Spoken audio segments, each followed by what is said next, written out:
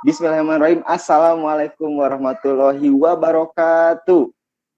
Nah, gimana kabarnya semua teman-teman yang ada di workshop? Nah, saya juga kuliah di kampus Timik Jabar, jurusan Sistem Informasi. Kebetulan saat ini sudah semester 4. Doakan teman-teman supaya lulus tepat waktu. Teman-teman yang sedang berkuliah juga supaya lulus tepat waktu. Nah, pada malam hari ini kita akan ada mengadakan workshop virtual dengan pemateri kita pada malam hari ini adalah Kang Dias. Nah, kalau saya manggilnya Kang Dias ya. Hai teman-teman. Nah, ini dia Kang Dias. Halo Kang Dias, apa kabar? Alhamdulillah baik. Gimana? Sehat-sehat semuanya ya? Mudah-mudahan dalam keadaan sehat walafiat Kang. Ya, amin. Nah, ini dia pemateri kita pada malam hari ini dengan tema kuliah sambil bisnis, siapa takut? Nah, itu dia ya. Temanya sangat-sangat nantangin ya. Menantang, lumayan. Ya, menantang sekali. Nah, untuk kalian yang belum tahu Kang Dias ini siapa sih? Nah, saya akan memaparkan sekilas mengenai siapa sih Kang Dias. Nah, ini adalah prestasi-prestasi Kang Dias. Yang pertama, Kang Dias ini adalah owner Bang Onel, Flanel Art, dan teman lama gitu. Yang kedua, toko flanel nomor 1 di Tokopedia. Wah, luar biasa sekali ya. Keren. Berat Kang. Hebat. Yang ketiga, juara 3 pemuda pelopor Kota Bandung tahun 2017. Juara 3 pemuda pelopor, guys, gitu. Nah, alhamdulillah ini bisa jadi motivasi ya. Yang keempat, narasumber Sindo News, pembisnis muda raup untung lewat online pada tahun 2018. Wah, luar biasa Kang Dias ini ya.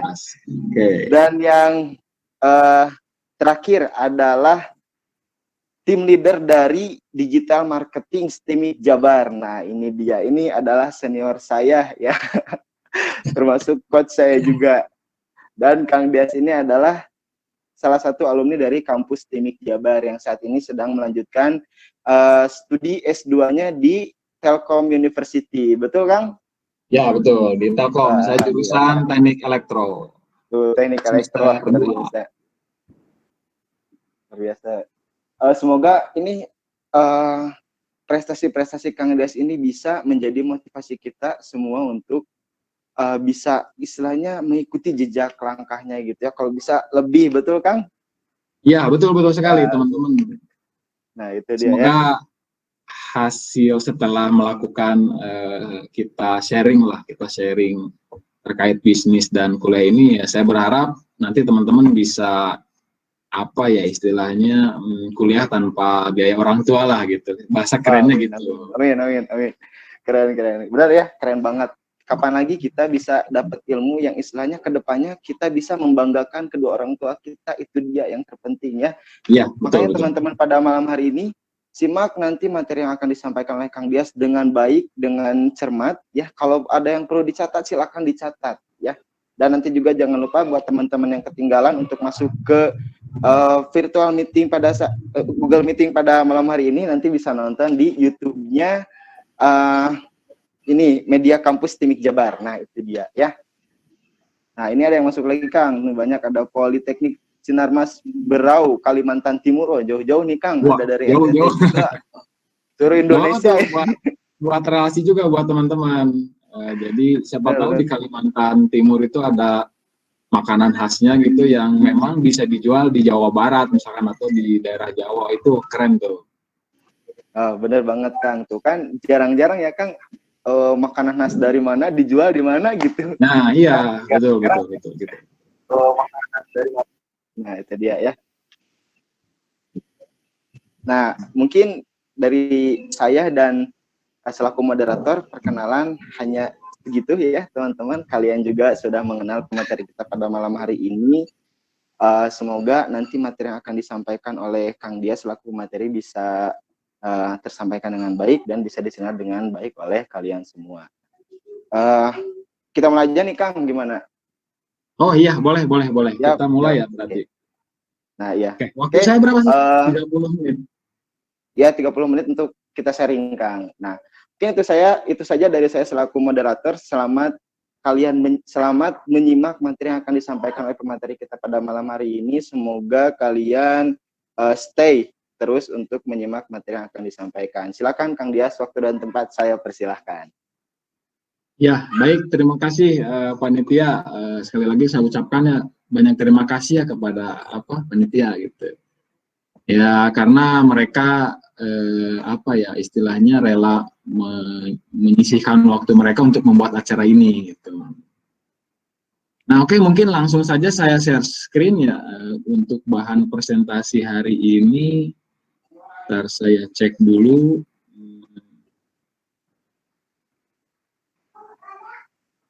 Untuk share screen-nya.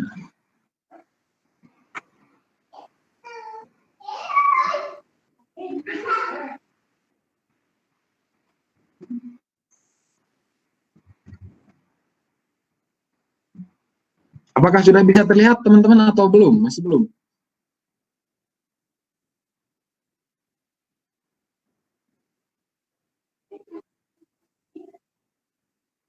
Nah. Sudah bisa ya? Oke, sudah bisa katanya. Sudah bisa, Kak. Oke, bismillahirrahmanirrahim. Assalamualaikum warahmatullahi wabarakatuh. Waalaikumsalam. Pertama-tama mungkin kita kenalan dulu ya. Kan kata pepatah, tak kenal maka ta'aruf gitu kan. Jadi kita kenalan dulu. Oke, nama saya itu Dias Firdaus. Jadi saya owner Bang Onel produk di @Dias Firdaus. Nah, jadi rencananya saya itu ke depan saya mau bikin microblog di Instagram tentang bisnis. Jadi kalau teman-teman tertarik sih boleh di-follow gitu kan buat menambah ilmu. Gitu, atau misalkan mau nanya-nanya lewat WA itu juga boleh, tapi kalau lewat WA saya nggak tahu sih balasnya, susah juga gitu kan, soalnya ini WA jualan gitu. Tapi nggak apa-apa, kalau misalkan teman-teman ada yang mau nanya ya boleh, nanti diusahakan saya jawab secepatnya lah gitu. Atau email juga boleh. Nah, ini kurang lebih CV saya. Jadi nama panggilan itu Dias. Nah, saya itu lahir di Bandung, asli Bandung, 2 Juli 1995. Status saya belum menikah. Nah, ini email pribadi saya, boleh dicatat juga. Nomor WA boleh dicatat. Nah, untuk education information boleh dilihat mungkin yang pertama saya lulusan SMK Taruna Ganesha, yang kedua dilanjutkan di S1 STIMIK Jabar, jurusannya Teknik Informatika. Nah, kalau untuk S2-nya saya di Telkom University, jurusan Teknik Elektro. Nah, kalau work experience-nya saya itu yang pertama pemilik Bang Onel sudah jelas dicantumkan yang teman-teman dapat. Terus saya itu sekarang tim leader digital marketing STIMIK Jabar dari tahun 2020 sampai sekarang. Jadi baru berapa minggu ya, 1 bulan lah. Terus dari 2019 sampai sekarang saya asisten dosen di STIMIK Jabar juga dengan mata kuliah e-commerce dan entrepreneurship. Nah, dari 2018 sampai sekarang saya menjadi bagian dari Microsoft Innovative Educator. Gitu teman-teman, kurang lebih ini CV saya gitu. Nanti bisalah tanya-tanya lebih setelah acara ini selesai. Nah, ini bukan contoh ya, saya menyebutnya. Nanti kalau teman-teman buka Tokopedia, mau melalui smartphone atau di PC, boleh nih dicek dengan keyword kemeja flanel. Nah, nanti yang muncul itu ada toko saya di sebelah sini, di barisan kedua. Nah, katanya nomor 1, tapi kok di barisan kedua gitu kan, ketika muncul pertanyaan itu, karena gini, yang di barisan pertama ini itu orang-orang yang iklan ke Tokopedia. Nah, kalau di barisan kedua itu biasanya berdasarkan ulasan, penjualan, feedback, dan lain-lain. Jadi sih kalau saran saya, teman-teman misalkan buka sosial media, dicek dulu, itu yang iklan bukan. Misalnya yang iklan itu yang tokonya belum baik pun, kalau iklannya dia gede, dia muncul di atas. Gitu teman-teman. Nah, boleh dicek nanti di Tokopedia ini toko saya. Biasanya di 1 sama 2, tapi mungkin algoritmanya ini berdasarkan yang paling sesuai ya diurutkannya, ya jadi saya cuma ada di nomor 1. Biasanya nomor 1 sama nomor 2. Gitu teman-teman, ini intermezzo ya.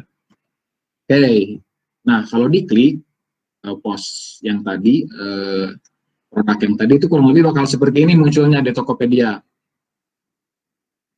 Ini teman-teman bukan saya promosi toko saya, tapi ini untuk menunjukkan bahwa toko saya itu toko kemeja flanel nomor 1 gitu.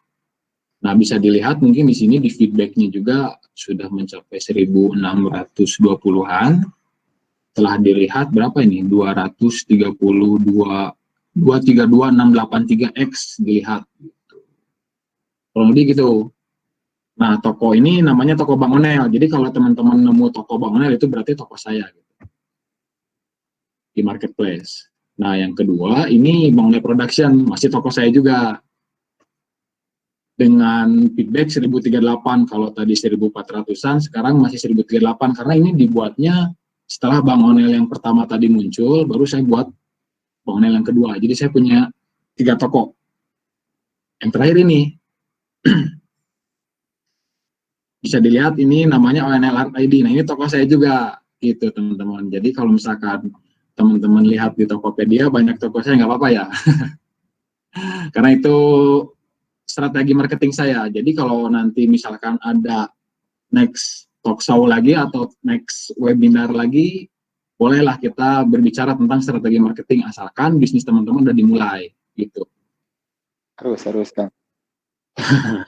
Nah, ini teman-teman kurang lebih yang bisa saya kalau dimasukin semua mungkin banyak. Tapi saya coba masukin lah yang memang semoga bisa memotivasi teman-teman. Pertama ini saya difoto dengan apa ya kemarin head of JDID Asia. Nah, ini nih yang ini. Sebetulnya ini acara seminar JDID, jadi khusus untuk seller di Bandung gitu. Kalau ini di yang sebelah kanan saya ya, di presentasi itu yang Zilinggo itu waktu saya ikut workshop Zilinggo. Nah, kalau yang bawahnya ini gambar paketan. Jadi ini jumlah paketan kira-kira berapa ya? 40 atau 50 paket lah dalam satu hari itu. Yang bawah ini. Jadi ini form alamatnya, ini paketannya. Gitu. Nah, tadi kan udah dijelaskan ya tokonya itu. Nah, sekarang kan yang bikin teman-teman penasaran mungkin yang sering ditanyakan oleh teman-teman juga, misalkan saya ngisi acara di mana, itu yang paling sering ditanyakan itu penghasilan gitu kan. Penghasilan yang paling penting katanya. Kalau orang bisnis itu identik dengan penghasilan yang besar katanya gitu. Oke, kita coba review penghasilan saya selama saya jualan. Ini teman-teman, jadi penghasilan saya pada tahun 2014 sampai 2018, Bang Onel Production memiliki penjualan per hari dengan rata-rata 10 sampai 20 paket. Gak banyak, tapi rata-rata ya. Jadi setiap hari ada gitu 10 sampai 20 paket. Nah, artinya jika satu paket memiliki keuntungan 20.000, maka total penghasilan dalam satu hari kan 200 sampai 300.000 ya. Maka dalam satu bulan akan mendapatkan 6 sampai 9 juta. Itu di 2014, berarti umur saya berapa ya? 19 tahun kan? Ya, menurut saya di umur 19 dengan penghasilan 6 sampai 9 atau sampai 10 juta itu cukup besar ya. Meskipun ada di luar sana yang besar, tapi kita nggak perlu bandingin sama orang lah. Kita coba review ke diri kita sendiri apakah ini termasuk baik atau enggak gitu. Tapi menurut saya mendapatkan 6 sampai 10 juta lah. 6 sampai 10 juta per hari itu per bulan itu cukup baik lah gitu. Nah, untuk gambar sebelah kanan ini 2 toko saya nih teman-teman. Jadi yang pertama ini yang 21 juta ini itu Tokopedia Bang Onel. Nah, kalau yang kedua ini sekitar 14 jutaan itu tokonya Bang Onel Production. Kalau ini yang tadi Bang Onel yang reviewnya paling banyak, toko nomor 1 di Tokopedia. Kalau ini yang keduanya, toko saya yang kedua. Tadi kan dijelasin tokonya ada 3 tuh. Oke, saya coba review yang toko yang ketiga saya. Ini teman-teman, toko ketiga saya nih. Jadi berapa ya kalau dijumlah nih? Ini periodenya 1 April sampai 31 Mei, berarti 2 bulan. Dalam 2 bulan berapa ya? Ini 20, 3, 45 ya, 45 juta tuh teman-teman. Gitu, untuk memotivasi teman-teman nih, jadi sekarang kan saya S2 ya di Telkom. Meskipun S2 di Telkom, tapi saya tetap bisa ngurusin jualan saya. Itu, intinya itu sih teman-teman, bukan saya mau memperlihatkan penghasilan, tapi untuk memotivasi teman-teman. Jadi meskipun saya sambil kuliah, nah saya tetap bisa menghasilkan gitu, dan penghasilannya lumayan lah. Oke, masih ada nih teman-teman. Nah ini kalau teman-teman boleh cek di marketplace lain, itu ada toko saya juga. Nah ini penghasilannya berapa nih? 46 juta di Linggo. Itu teman-teman. Jadi semoga teman-teman termotivasi lah. Oh saya juga bisa nih melakukan seperti yang saya lakukan gitu. Seperti yang si Bias lakukan gitu. Harus bisa teman-teman. Apalagi teman-teman kan yang saya lihat itu ada yang dari SMA, yang baru masuk kuliah, ada yang baru mau, itu sangat bisa sekali teman-teman. Nah nanti di slide berikutnya saya coba jelasin nih gimana cara memulainya gitu kan. Nah ini di marketplace lain sekitar berapa ya, pre-post payment-nya 14 juta.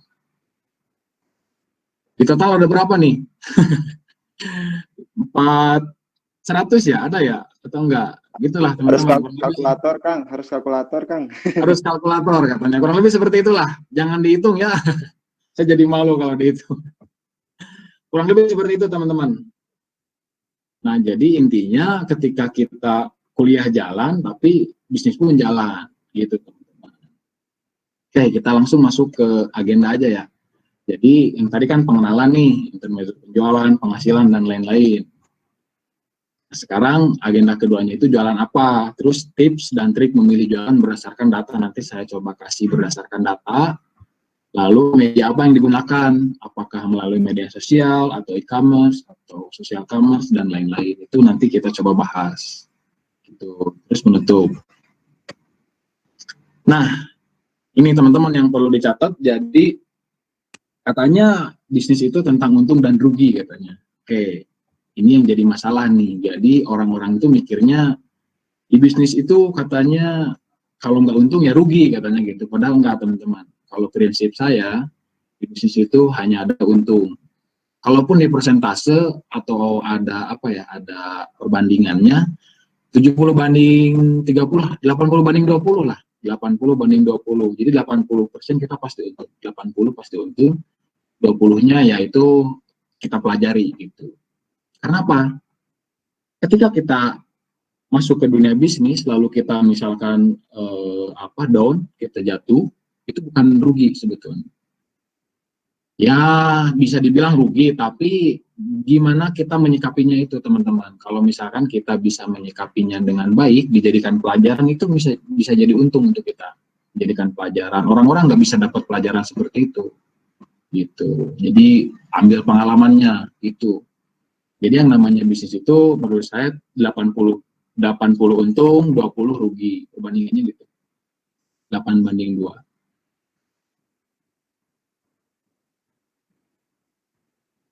Ini masih bisa terdengar suara saya?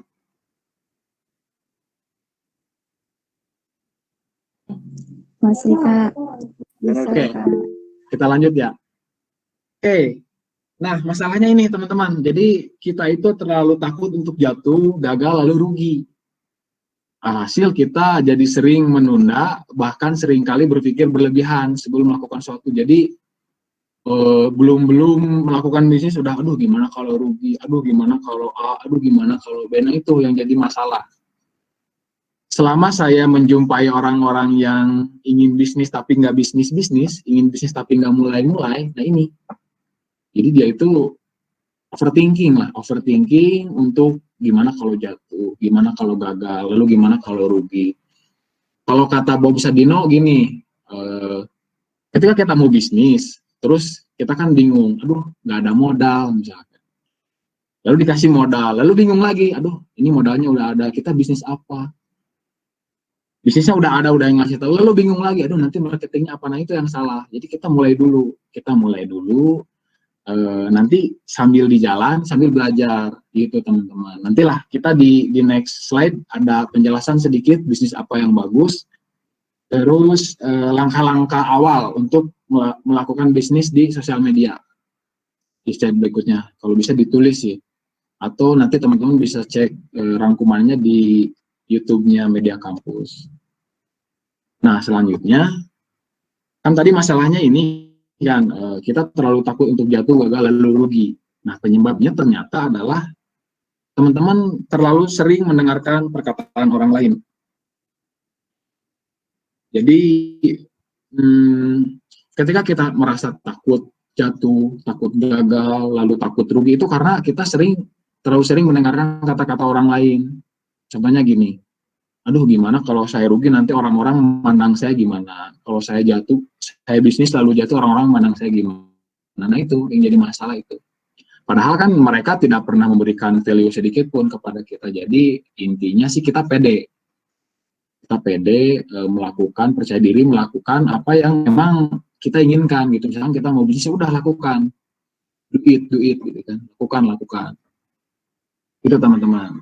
Nah, lalu solusinya apa? Nah, di sini yang pertama, tanamkan prinsip sambil jalan, sambil belajar. Jadi yang penting mulai dulu. Nanti kalau misalkan di perjalanan kalian misalkan mendapatkan masalah, itu nanti kita pelajari. Teman-teman pelajari, bisa melalui sosial media. Sekarang banyak kan yang membuat microblog tentang bisnis, terus dari buku-buku misalkan itu banyak tuh. Jadi tanamkan prinsip sambil jalan, sambil belajar. Solusinya itu yang pertama. Yang kedua, tetapkan dari awal bahwa kita pasti akan belajar sesuatu dari yang kita mulai. Jadi mirip-mirip nih, yang pertama sama yang kedua. Jadi ketika kita mendapat masalah, misalkan masalahnya bisa itu rugi, atau jatuh misalkan, penjualannya tiba-tiba turun, nah itu jadikan pembelajaran. Kenapa sih bisnis saya jatuh, atau kenapa sih saya rugi itu. Nah, yang ketiga, paham bahwa Tuhan selalu memberikan jalan yang paling penting. Jadi, ketika kita ada masalah, yang paling penting adalah kita yakin bahwa Tuhan itu memberikan masalah sesuai dengan kemampuan yang kita miliki. Pertama itu. Yang kedua, ya kita punya masalah besar, tapi Tuhan lebih besar. Gitu. Solusi dari saya seperti itu kurang lebih. Nah, tips bisnis sambil kuliah ini teman-teman yang paling penting. Misalkan teman-teman ada yang sambil kuliah atau yang sambil kerja, banyak juga tuh. Bahkan mahasiswa yang saya ajar itu ada yang sambil apa ya namanya? Jadi driver ojek online. Jadi dia malamnya jadi driver, siangnya dia jadi driver, sorenya dia bisnis, lalu malamnya dia kuliah. Jadi dia ngambil kelas sore. Gitu teman-teman, bagus tuh. Jadi yang pertama, lakukan semua dengan serius, itu yang paling penting. Jadi kalau teman-teman melakukan sesuatu itu, saya sarankan lakukan dengan serius. Misalkan teman-teman kuliah sambil bisnis, kuliahnya serius, bisnisnya juga serius. Itu teman-teman. Kalau misalkan bisnis sambil kerja, sama, bisnisnya serius, kerjanya juga serius. Jangan sampai misalkan waktu yang dilakukan untuk kuliah malah dilakukan untuk bisnis atau sebaliknya, itu jangan. Dua-duanya harus serius. Ini tips yang pertama. Nah, yang kedua, jangan terlalu terpaku terhadap target. Itu teman-teman. Jadi banyak kan apalagi di Indonesia nih, umur 25 harus sudah punya rumah, umur 25 harus sudah punya mobil. Nah, itu jangan terpaku oleh target yang seperti itu. Kita boleh mentargetkan sesuatu, tapi jangan terpaku pada itu. Jadi misalkan nih, saya target umur 20 harus sudah punya bisnis. Oke, itu bagus untuk memotivasi kita. Tapi kalau misalkan umur 20 teman-teman belum bisa punya bisnis, misalkan bisnisnya belum maju, itu nggak apa-apa. Lanjut lagi di umur 21 misalkan. Jadi jangan terlalu terpaku pada target. Kedua itu. Yang ketiga, prioritaskan hal yang bersifat darurat. Ini misalkan nih contohnya, teman-teman ada yang baru masuk kuliah, misalkan ada tugas nih, atau misalkan lagi UAS nih. UAS, teman-teman ngerjain UAS, lalu ada orderan masuk, ya diutamakan yang UAS dulu, orderannya nanti dulu misalkan. Atau balasin chat pelanggannya nanti dulu, kita fokus UAS dulu. Karena apa? UAS memiliki waktu yang terbatas misalkan. Kalau orderan kan bisa kita proses di jam malam misalkan. Kalau luas kan misalkan jam 3 sore harus sudah dikirim. Kalau orderan bisa kan 10 malam JNE, JNT bisa masih banyak yang buka gitu kan. Yang ketiga itu. Yang keempat, berjuang untuk mengangkat diri sendiri. Ketika diri kita terangkat derajatnya, maka orang di sekitar kita pun akan ikut terangkat pula. Itu teman-teman. Jadi ini bukan berarti egois ya, tapi kita jangan fokuskan untuk orang lain gitu. Fokus kepada diri kita sendiri. Contohnya gini, ketika saya misalkan menjadi pebisnis, otomatis keluarga saya ikut terangkat. Otomatis kampus saya juga ikut terangkat. SMK saya juga tadi saya sebutkan, ikut terangkat juga. Itu teman-teman.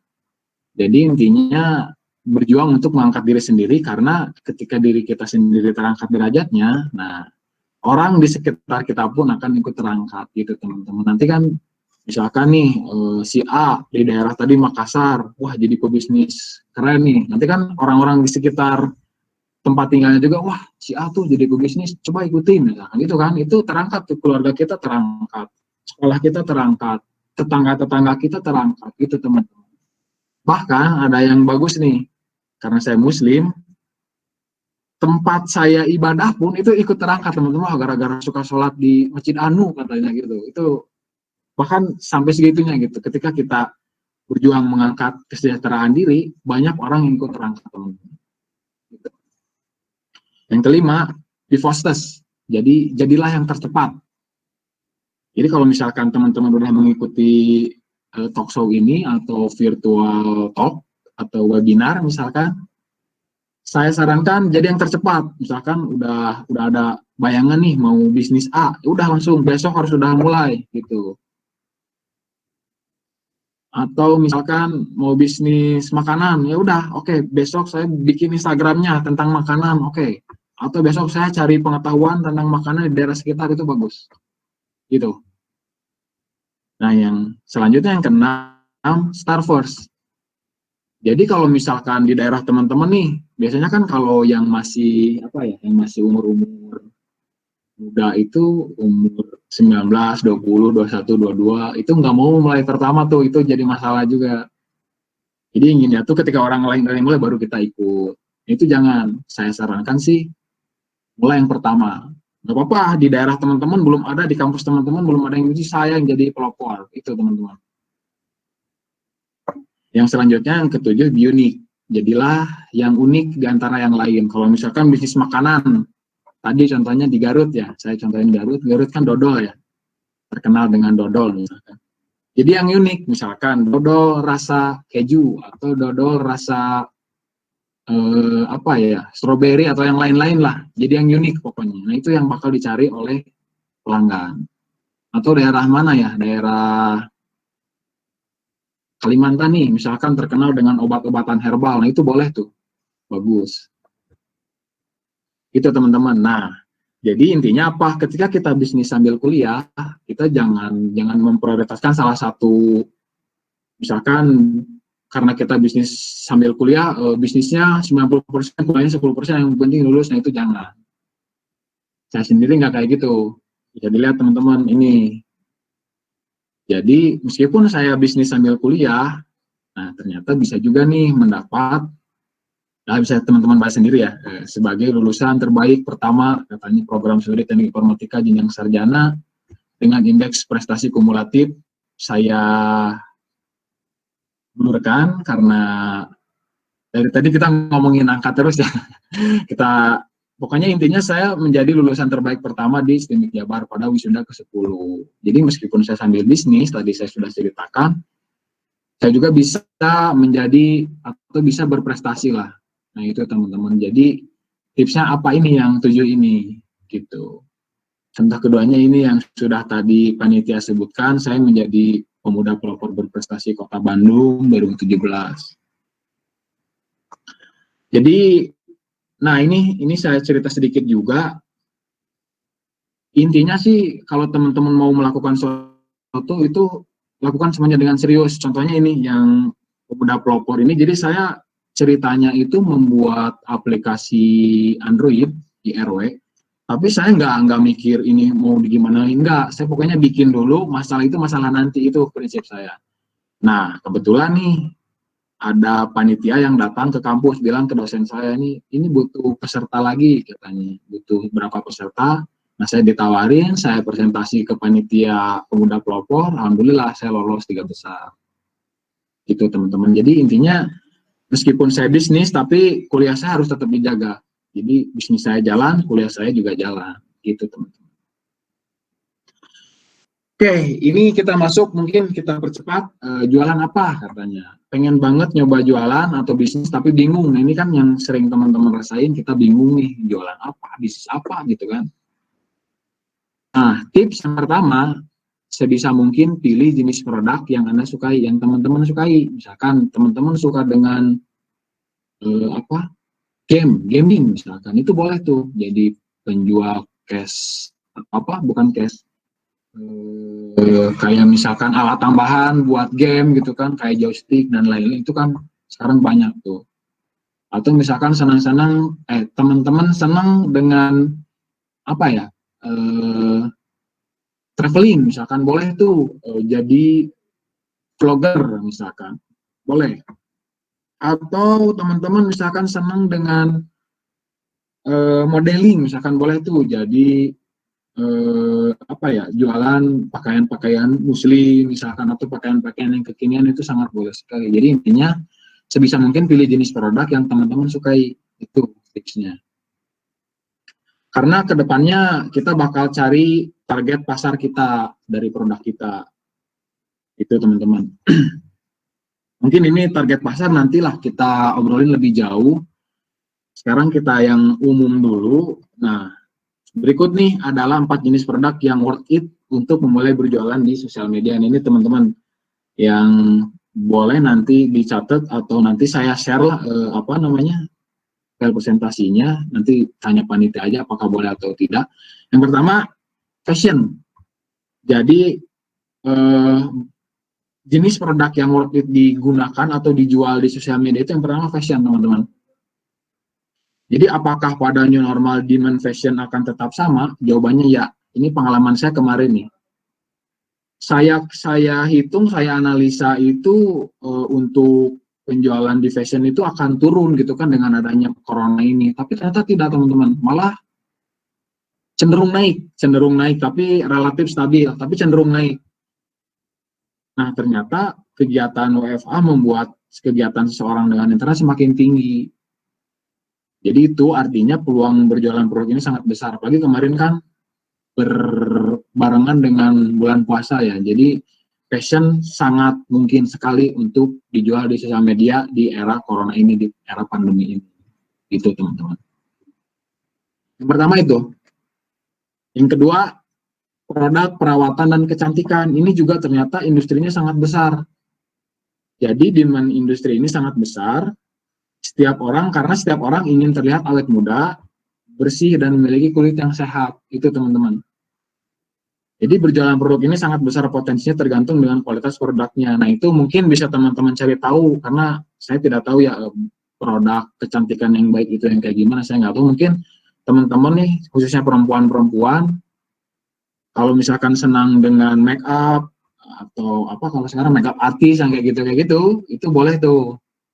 Karena ini ternyata besar juga setelah fashion, gitu teman-teman. Asalkan kualitas produknya bagus. Nah, yang ketiga itu produk kesehatan dan kebugaran tubuh. Ini juga ternyata besar. Dewasa ini setiap orang akan sangat fokus dengan kesehatannya. Produk kesehatan ini bisa berupa obatan, atau herbal, disesuaikan saja. Misalkan, seperti yang saya sebutkan tadi, di daerah Kalimantan, itu banyak tanaman herbal, misalkan, karena di sana kan relatif masih banyak tumbuhan, misalkan. Itu sangat worth it ternyata, jualan tanaman herbal. Atau misalkan produk berupa, kalau sekarang yang lagi ini, suplemen, boleh teman-teman lihat di iklan-iklan televisi sekarang, 40-50% iklannya iklan kesehatan dan kebugaran tubuh tuh. Nanti boleh dicek iklan-iklan di TV. Itu artinya mereka aware bahwa produk kesehatan ini juga sangat banyak dicari sekarang, Gitu teman-teman. Jadi kalau teman-teman mau mulai bisnis ini bagus juga. Gitu. Nah yang terakhir ini produk makanan dan minuman. Ternyata dengan semakin banyaknya online order seperti GrabFood, GoFood, dan lain-lain, usaha kuliner tetap menjadi salah satu bisnis yang menjanjikan dan dapat diterima pasar dengan baik. Jadi orang-orang kan mikirnya, wah semenjak ada corona katanya bisnis makanan jadi turun. Ternyata di sebagian orang yang bisa memanfaatkan sosial media itu malah naik teman-teman. Itu bisa teman-teman coba juga cari tahu, misalkan mau jual minuman. Sekarang banyak kan warung kopi gitu, itu boleh tuh. Sangat worth it. Asalkan teman-teman bisa mengolahnya dengan media sosial. Tuh. Jadi tadi 4 ya teman-teman, ada 4 jenis produk yang emang sangat baik digunakan atau dimulai dari sekarang di masa pandemi ini, corona. Nah, bagaimana jika via marketplace atau e-commerce? Nah, ini teman-teman, kalau teman-teman tadi kan di sosial media ya. Kalau sekarang di e-commerce ini, datanya ini kurang lebih. Saya dapat data ini dari Bukalapak. Jadi katanya Bukalapak, yang paling besar itu perlengkapan industri. Yang kedua, elektronik. Yang ketiga, FMCG atau fast moving consumer good, jadi kayak makanan, atau bahan-bahan sembako itu yang ketiga. Yang keempat fashion, yang kelima otomotif, yang keenam hobi dan koleksi, yang terakhir kesehatan. Nah ini nih yang saya mau jelaskan sebetulnya di poin hobi dan koleksi. Jadi kalau teman-teman lihat sekarang itu, ini ada teman saya, tetangga saya, dia jualan kartu truth order, TOD. Wah itu ternyata teman-teman, saya juga nggak nyangka gitu. Ternyata kartu itu banyak yang minat gitu kan. Saya juga nggak nyangka tuh. Karena apa? Apalagi sekarang nih, orang-orang pada di rumah, ya mereka bingung kan mau ngapain, ya udah mereka beli kartu itu lalu main di rumah kan. Sekarang banyak tuh YouTuber-YouTuber yang main TOD kan. Nah itu ternyata adalah kan hobi dan koleksi, yang masuk kategori hobi dan koleksi, ternyata itu bagus tuh. Artinya apa? Barang yang tidak kita pikirkan awalnya itu bisa menjadi barang yang worth it dijual. Itu teman-teman. Jadi saya sarankan langsung mulai. Kalau teman-teman ada ide mau jual ini, mulai dulu gitu. Nah, tadi kan di sosial media yang saya anjurkan sih Instagram. Karena apa? Ini saya punya datanya. Jadi Instagram itu memiliki 1 miliar orang pengguna aktif secara global. Menggunakan Instagram setiap bulan tuh teman-teman. Secara global ya, seluruh dunia. Ini kalau teman-teman niatnya nanti mau bisnis ekspor impor itu ini boleh nih. Yang kedua, ada 62 juta pengguna Instagram di Indonesia pada Februari 2019 tahun lalu nih. Ya, apalagi tahun sekarang kan. Wah, itu makin banyak tuh. Yang ketiga, 63% pengguna aktif di Instagram setidaknya sekali sehari. Wah, besar kan? Jadi ya teman-teman bisa rasain lah sendiri gimana sekarang buka Instagram. Bahkan saya analisa sih satu hari itu lebih dari 10 kali buka Instagram tuh. Selanjutnya 1/3 cerita dari Instagram yang paling banyak dilihat adalah dari para pebisnis itu teman-teman. Jadi ternyata banyak pebisnis yang memang mengawali karirnya dari sosial media Instagram. Jadi saya sarankan pakai Instagram. Selanjutnya hal tersebut merupakan tingkat keterlibatan lebih tinggi di Instagram daripada platform lain. Ya karena hal tadi di atas, jadi Instagram memiliki effort yang bagus lah. Nah mungkin poin selanjutnya iklan, karena kita ini belum bahas iklan, saya akan skip dulu teman-teman. Nantilah di pertemuan selanjutnya boleh kita bahas tentang marketing atau digital marketing di sosial media. Itu nanti next. Nah ini langkah-langkah berbisnis online via Instagram. Ini saya mau bikin langkah-langkah sederhana teman-teman yang boleh teman-teman lakukan setelah acara ini selesai atau besok. Nih bagus nih. Yang pertama, buatlah akun khusus untuk berjualan. Tapi saya sarankan sih pakai akun pribadi. Kenapa? Untuk tes market teman-teman. Untuk apa ya? Kalau bahasa kita cek ombak lah. Untuk cek ombak, bagus nggak nih produk kita gitu teman-teman. Jadi coba pakai akun pribadi teman-teman dulu. Misalkan bagus nih responnya, baru teman-teman bikin Instagram khusus untuk berjualan. Jadi bikin 2. Instagram sekarang bisa kan dibikin 2 kan? Bikin 2 akun gitu. Yang kedua, Kang, izin Kang. Gimana? 10 menit lagi Kang. Oh iya, siap, 10 menit lagi teman-teman. Ya. Saya beresin dulu ini. Ini poin pentingnya nih. Ya, kasih Kang. Post atau upload. Jadi produk berupa foto, video, atau story, jangan lupa gunakan fitur DM untuk bangun relasi. Jadi kalau teman-teman pakai Instagram pribadi, bisa tuh DM ke teman-temannya yang lain, ini saya punya produk ini, kira-kira bagus nggak? Gitu, nggak usah malu teman-teman, kalau orang malu itu tersesat.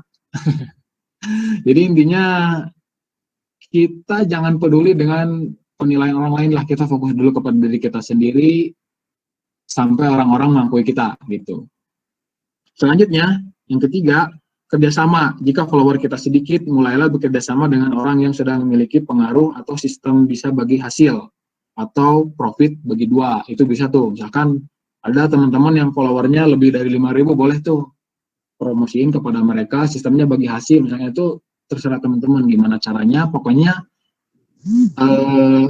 produk teman-teman dipromosiin oleh mereka, gitu. Langkah keempat, gunakan fitur hashtag. Gunakan fitur hashtag untuk memperluas jangkauan. Jadi hashtag misalkan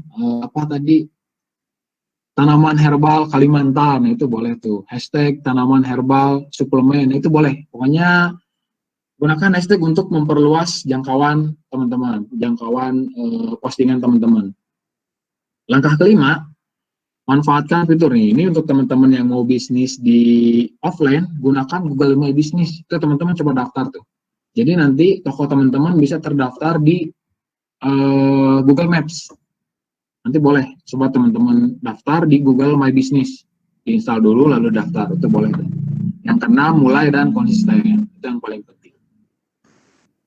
Nah, selanjutnya langkah menjadi reseller atau dropshipper. Yang pertama, tentukan target market. Misalkan tadi tanaman herbal, ya target marketnya orang-orang yang membutuhkan herbal. Atau misalkan pakaian syar'i, ya target marketnya perempuan dengan agama Islam misalkan, dan lain-lain. Itu yang pertama, tentukan target market.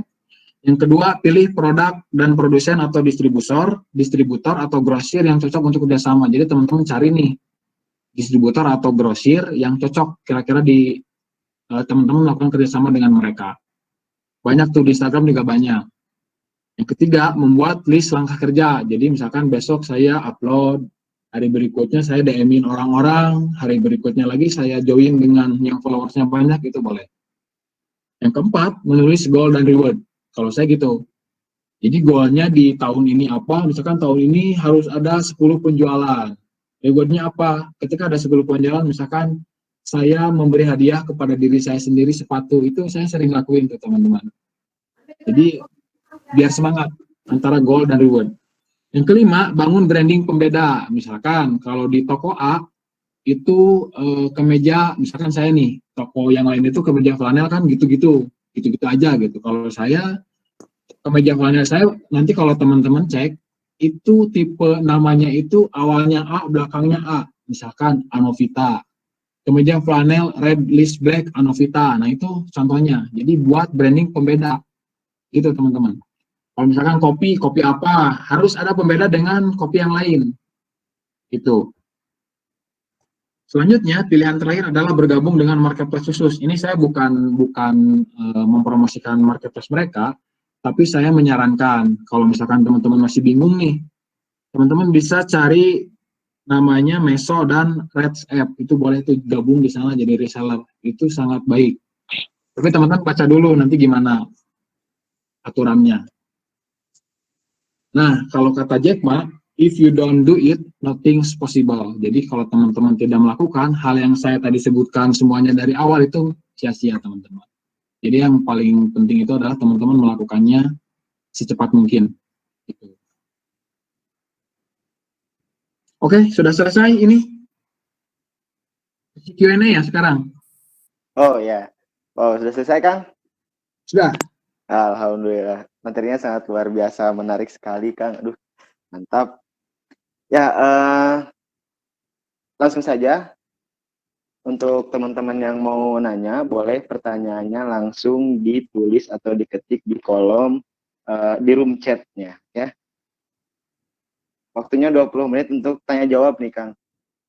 Oh iya, silahkan teman-teman. Ini saya ada ini Jangan pernah malu bertanya, malu adalah awal dari ketersesatan. Itu teman-teman.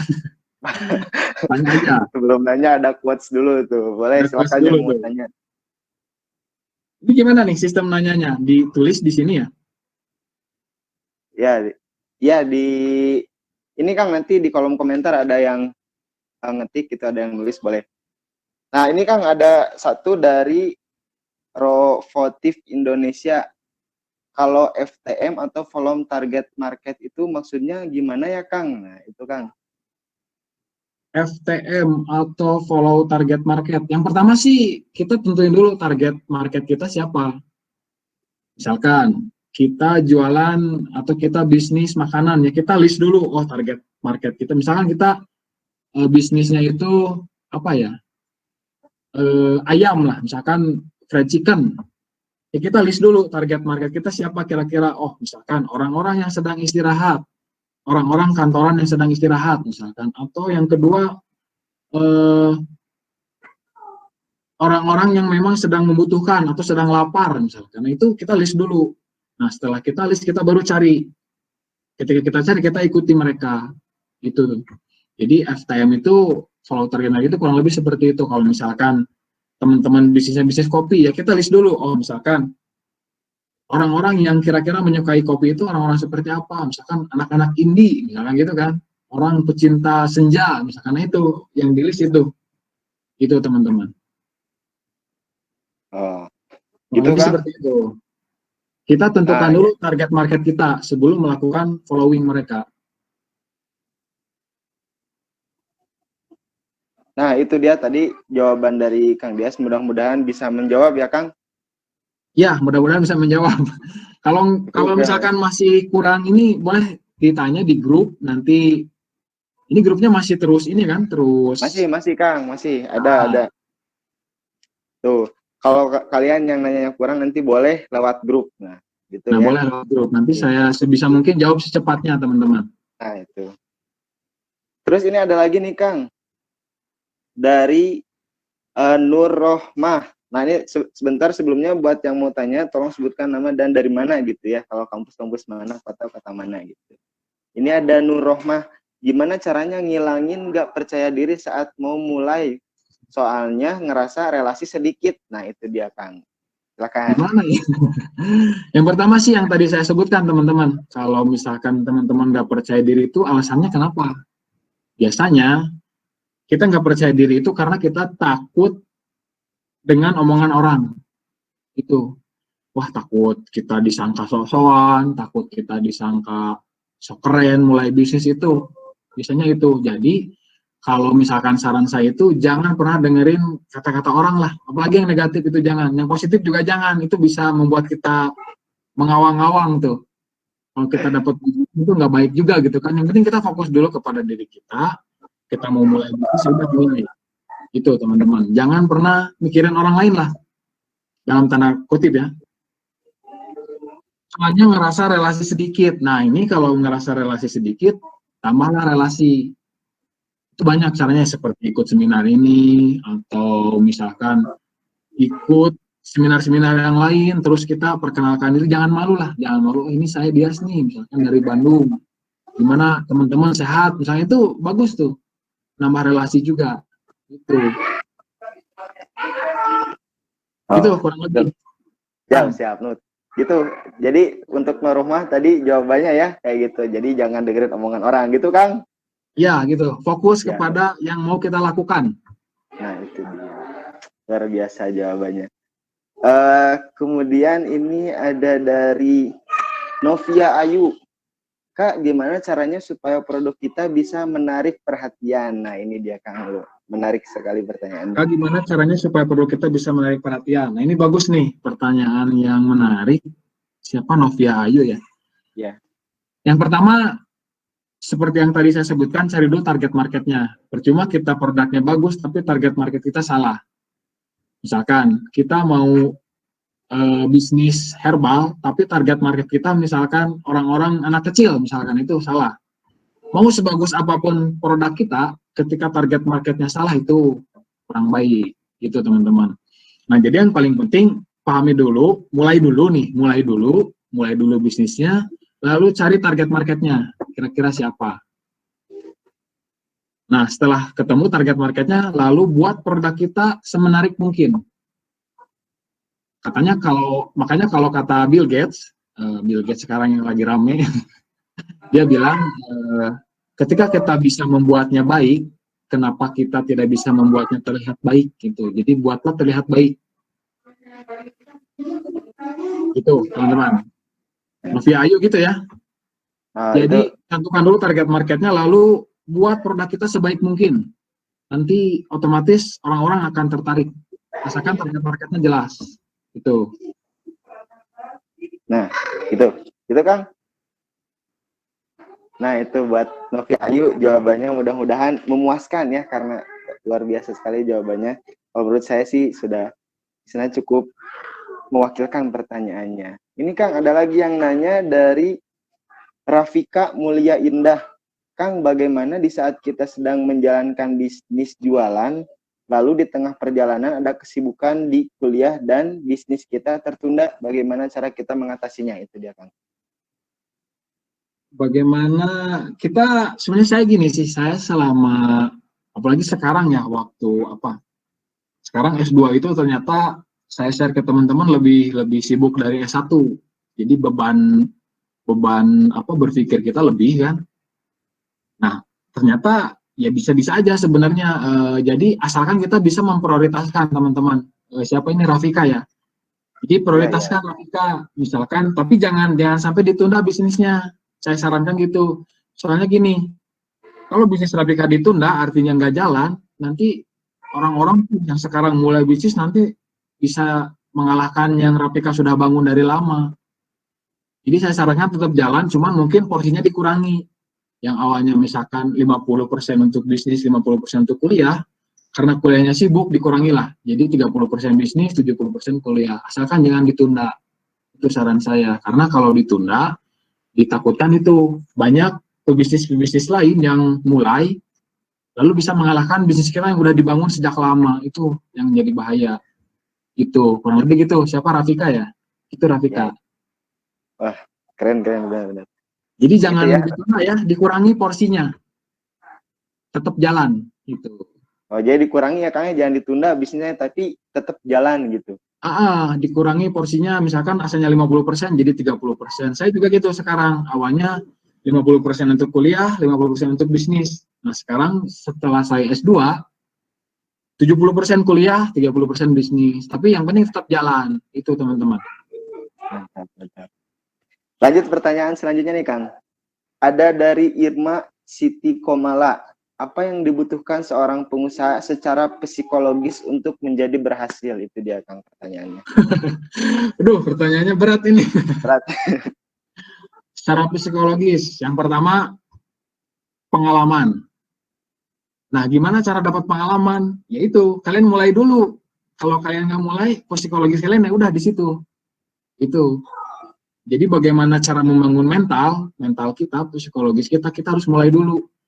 Ketika kita misalkan nanti jatuh nih di tengah perjalanan, kita merasa banyak masalah. Nah, itu kita jadikan pelajaran, nanti mental kita tahu. Oh, berarti kalau ada masalah ini lagi, solusinya ini. Karena setahu saya sih di bisnis itu masalahnya mirip-mirip. Jadi kayak ada polanya gitu. Jadi kalau udah gini, udah A ke B, udah B ke C, ada polanya. Jadi kalau kalian udah tahu, ya udah bisa lah. Oh, ini pasti gini nih, nanti di depan ya udah tenang gitu. Jadi yang pertama, mulai dulu. Setelah mulai, pelajari, jatuh, pelajari lagi. Jadi sambil belajar, sambil jalan, sambil belajar. Jadi mulai dulu.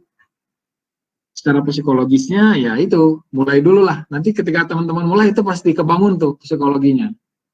Mentalnya kebangun, percaya dirinya terbangun itu. Yang penting mulai dulu. Kalau bisa sih besok.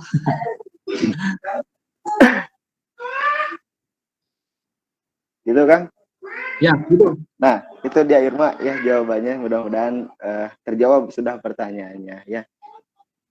Lanjut nih, Kang. Soalnya banyak banget yang nanya nih, biar ini ya efektif. Ini ada dari saya, Hilman Faris dari Winsa. Bagaimana cara mengoptimalkan IG sebagai market? Karena dari gender laki-laki sulit mendapatkan follower dan barang yang dijual pun untuk laki-laki tergolong barang-barang hobi. Beda dengan cewek yang bisa jual produk apapun dan follower atau calon konsumen yang pasti banyak. Nah, itu dia kan. Gimana nih? Mengoptimalkan Instagram ya. Ya. Kalau saran saya sih gini, jualan hobi itu maksudnya misalkan kita hobi main bola, kita jualan alat sepak bola gitu kan, contohnya gitu ya. Ya gitu-gitu bener Kang. Nah itu awal yang bagus tuh. Jadi ketika kita hobi sepak bola, jualan alat-alat sepak bola itu bagus karena kita udah dapat knowledge atau pengetahuan tentang sepak bola tersendiri kan. Pertama itu. Yang kedua buat konten-konten yang menarik. Misalkan nih siapa Hilman Faris.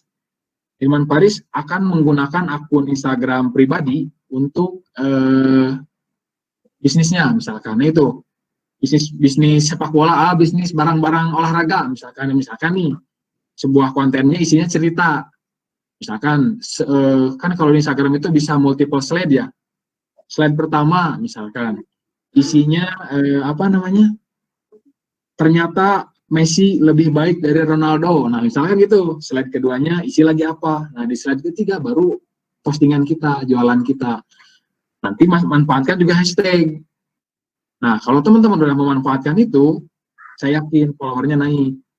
Itu pertama itu. Yang kedua, nah ini kan kalau cewek katanya jual produk apapun karena followernya banyak, jadi gampang gitu kan jualannya. Ya itu, manfaatin teman kamu yang cewek. Misalkan saya punya produk ini nih, tolong bantu jualin, misalkan tolong bantu promosiin, nanti hasilnya kita bagi 2. Nah itu bagus juga. Itu teman-teman, jadi nambah relasi lah sama ini yang lain, sama teman-teman yang lain. Sama followersnya yang banyak, dan khususnya itu. Gitu teman-teman. Cukup ya? Menjawab ya? Jadi yang pertama, konten menarik lah. Kontennya semenarik mungkin ya, Hilman, dikemas dengan konten yang menarik. Gitu. Nah, itu Kang? Ya, cukup. Nah, itu Hilman ya. Cukup, mungkin jawabannya mudah-mudahan cukup ya untuk Hilman. Pertanyaan bisa terjawab. Ada lagi nih Kang, dari Ayu Catur. Kang, gimana menyikapi customer yang rewel? Soalnya biasanya nanya-nanya doang tapi gak beli. Gimana nih Kang? Ayu Catur ini teman saya. Teman saya di Telkom. Luar biasa. Gitu, Mbak Ayu. Gimana katanya menyikapi customer yang rewel? Kalau saran saya sih gini ya, kan ada pepatah gitu ya, konsumen adalah raja gitu kan. Tapi ada pepatah yang lain, konsumen yang seperti apa dulu yang kita sebut raja gitu kan. Nah, jadi pada intinya ketika kita menghadapi konsumen yang rewel itu gimana ya? Kalau saya sih gini, misalkan konsumen itu pengen produk A, misalkan terus kita ikutin dulu maunya konsumen kita ikutin dulu maunya konsumen kita. Masalah dia beli atau tidak sebetulnya itu udah bukan urusan kita, karena yang menentukan konsumen beli atau tidak itu menurut saya bukan kita, tapi antara dia dengan Tuhan lah gitu, kita sebut Tuhan. Karena kalau sepengalaman saya sih, meskipun ada konsumen yang benar-benar mau beli misalkan, ketika kita udah deal misalkan ini barangnya, ini alamatnya, terus ini nomor rekening kita udah kita kirim, tapi itu sampai seminggu saya tungguin nggak transfer. Itu bisa jadi juga terjadi seperti itu. Jadi intinya kalau misalkan di dunia bisnis itu tetap konsumen nomor 1. Jadi serewel apapun konsumen nggak apa-apa lah. Masalah dia jadi beli atau tidak itu sudah bukan urusan kita. Yang penting kita berikan yang terbaik untuk mereka. Luar biasa sekali jawabannya Kang. Nah itu ya untuk yang tadi bertanya. Mudah-mudahan terjawab sudah pertanyaannya. Ada lagi nih Kang, masih ada waktu. Boleh. Dari Ahmad Naufal Ariansah. Kang, kalau ngadain giveaway itu efektif gak untuk branding produk? Untuk branding produk ya, oke. Giveaway, menurut saya efektif. Meskipun saya belum melakukan, karena kalau saya lebih cenderung ke konten. Kalau giveaway kan itu lebih cenderung ke, kalau giveaway dari katanya juga hadiah kan, memberikan hadiah. Kalau saya lebih cenderungnya ke konten, jadi saya ngisi kontennya sebaik mungkin, jadi menarik pelanggannya itu dengan konten. Tapi sejauh yang saya pelajari itu giveaway juga bagus tuh. Giveaway juga kan untuk sebetulnya sih bukan untuk ya bisa jadilah untuk branding, tapi tujuan utama dari giveaway itu untuk aware. Jadi untuk orang-orang tahu nih bahwa kita itu punya produk A, itu tujuan giveaway itu menurut saya. Jadi kalau misalkan dibilang efektif atau tidak, itu efektif.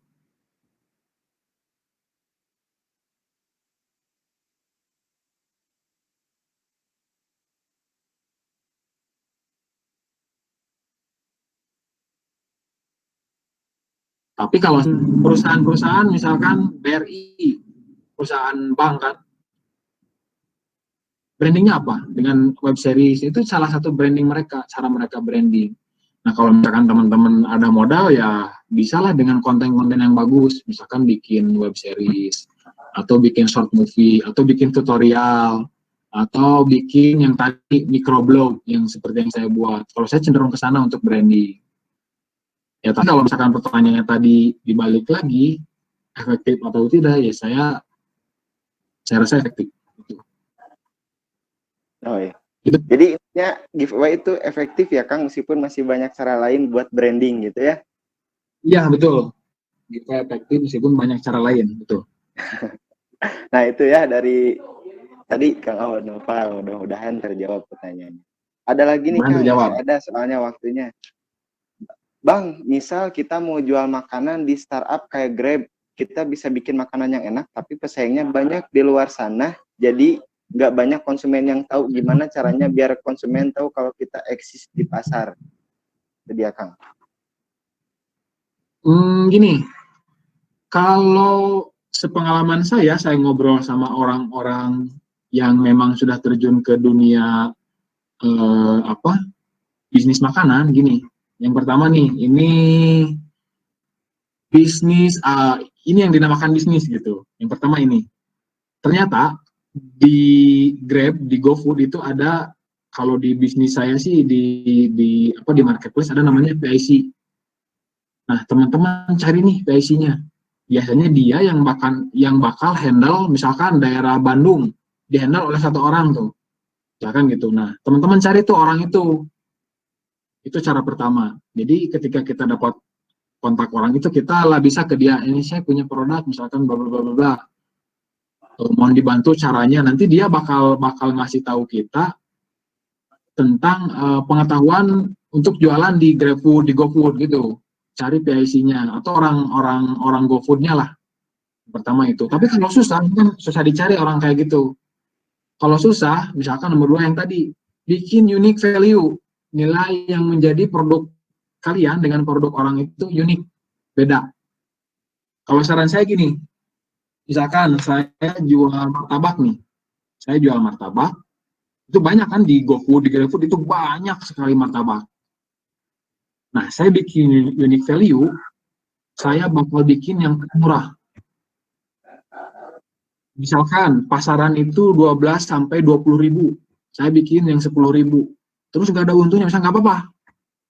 Yang penting saya bikin branding dulu. Branding produk kita, misalkan bahwa orang-orang itu paham, orang-orang itu aware, sadar, bahwa toko Bang Onel misalkan punya produk martabak dengan harga murah di kota Bandung. Yang penting itu dulu.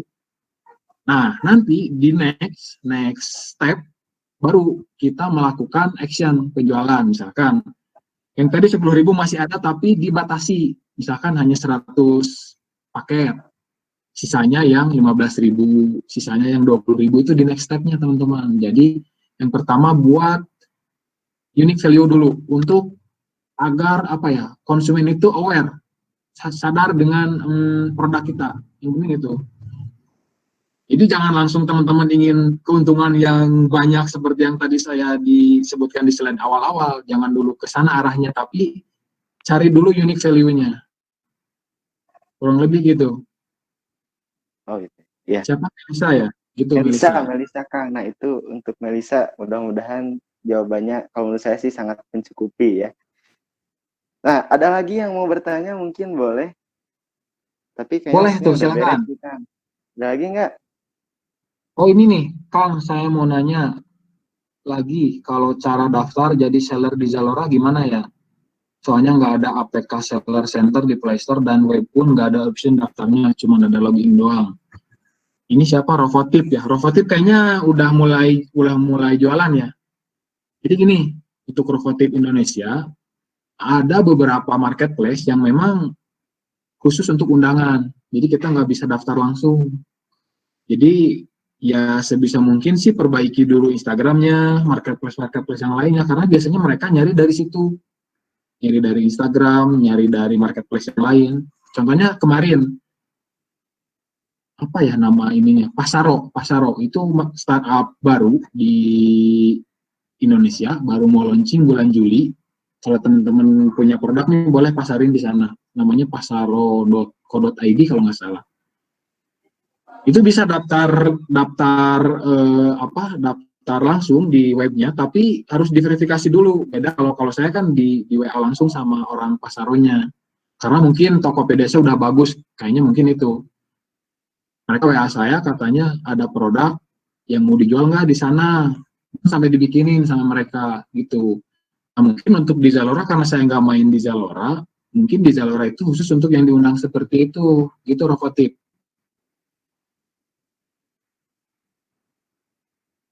Itu Nah cukup itu kayaknya ya. dia tadi. Nah mudah-mudahan terjawab ya, tadi sudah dikasih tahu sama Kang Dias itu cara-caranya kayak gimana ya Kang? Ya, cara-caranya kayak gitulah kurang lebih. Karena Rokotip mungkin udah mulai ya, jadi saya nggak perlu jelasin dari awal. Nah itu dia tadi. Tapi Kang kayaknya ini waktunya udah selesai nih Kang, gitu waktu untuk tanya jawabnya sudah Oh cukup. iya, satu pertanyaan terakhir deh. Oh, satu pertanyaan boleh deh dari Hilary Nur. Kak, saya mau tanya, jika mau menjual suatu produk ada harganya, bagaimana cara menentukan harga produk yang tepat dan membuat untung yang banyak bagi usaha pemula? Wah ini perempuan banget nih, mikirnya untung gitu. Jadi gini teman-teman, khususnya untuk Hilary, kalau kita mau mulai bisnis, jangan fokus dulu di keuntungan. Yang penting bisnis kita jalan dulu. Nah setelah kita jalan, toko kita stabil, baru nih mikir ke keuntungan. Bahkan di beberapa pebisnis baru, itu mereka di awal-awal bisnis itu mereka rugi loh. Mereka nggak, kalau nama istilahnya apa ya, bakar uang lah. Mereka bakar uang dulu untuk menarik perhatian. Tapi kalau misalkan Hilary bisa tanpa bakar uang, itu lebih bagus. Jadi yang pertama jangan fokus dulu di keuntungan ya, fokus dulu di bisnisnya, jalan atau tidak. Itu ketika jalan, misalkan udah stabil, misalkan trafiknya stabil, nah itu boleh tuh. Lalu kita nyari keuntungan. Meskipun nggak melarang sih, saya nggak melarang kalau misalkan di awal-awal harus rugi dulu, enggak ya, boleh aja. Misalkan Hilary mau bisnis di awal-awal cari keuntungan, tapi itu kemungkinannya susah. Karena misalkan harga pasaran yang mau Hilary jual 100.000, tapi karena Hilary mau untung yang banyak, misalkan Hilary jualnya 120.000, nah otomatis mungkin pelanggan itu akan nyari yang ke 100.000. Jadi kita ikutin dulu yang 100.000, ketika udah stabil baru kita nyari keuntungan yang lebih. Itu kurang lebih siapa Hilary Nur. Itulah. Ya itu dari Hilary Nur Kang. Mudah-mudahan kejawab ya pertanyaannya dari Hilary. Nah Iya. Itu Kang, alhamdulillah sangat banyak sekali antusias para peserta pada malam Alhamdulillah hari ini. teman-teman, makasih banyak. Panitia juga makasih banyak. Justru saya yang terima kasih banyak ini sama Kang Dias karena telah menyampaikan materi yang sangat luar biasa untuk kita pada malam hari ini ya. Buat teman-teman semua juga, mudah-mudahan materi yang disampaikan tadi bisa direalisasikan dengan baik di kehidupan yang sesungguhnya sebenarnya, begitu Kang? Iya, kurang lebih seperti itu teman-teman. Terima kasih juga panitia. Nah ini mungkin satu lagi closing statement ya. Ya, ya. Ini nih, Silakan. jadi kita memiliki 24 jam waktu yang sama, yang berbeda hanya kapan kita memulainya. Itu teman-teman. Terima kasih. Closing statement yang sangat luar biasa dari pemateri kita pada malam hari ini. Semoga memotivasi kita semua untuk bisa memulai gitu Kang ya. Ya, semoga bisa memulai. Diusahakan secepatnya teman-teman mulai. Nah itu. Jadi kesimpulannya adalah kalau yang saya tadi simak itu yang pertama, jangan takut memulai tapi mulai dulu sambil belajar, itu yang pertama. Yang kedua, lakukan semua dengan serius ya Kang. Itu dia tadi. Betul. Yang ketiga, harus balance antara kuliah dan bisnis. Jadi tidak ada yang mengedepankan salah satunya, begitu Kang? Ya, betul. Nah, terus yang terakhir, buat sesuatu yang beda dari apa yang kita buat. Begitu tadi kesimpulan dari materi kita pada malam hari ini. Ya, semoga materi pada malam hari ini bisa bermanfaat, bisa memotivasi kita semua untuk menjadi yang lebih baik, untuk memulai apa yang ingin kita mulai. Gitu ya, Kang? Ya, betul.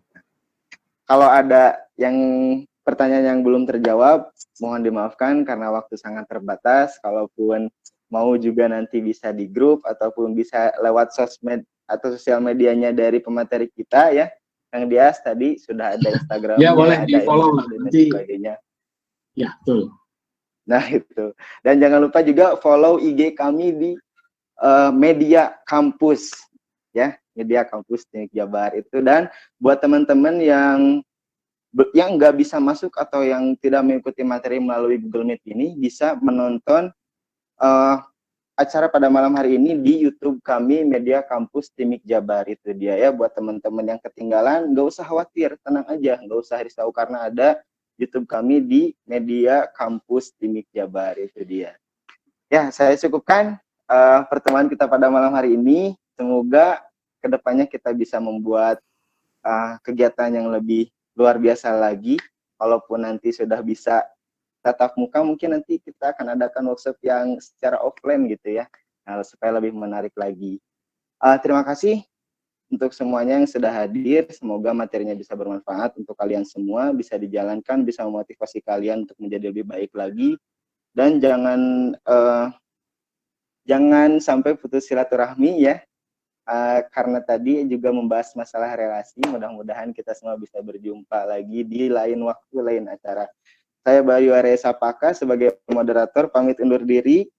Terima kasih semuanya. Assalamualaikum warahmatullahi wabarakatuh. Terima kasih semuanya. Terima kasih. Assalamualaikum warahmatullahi wabarakatuh.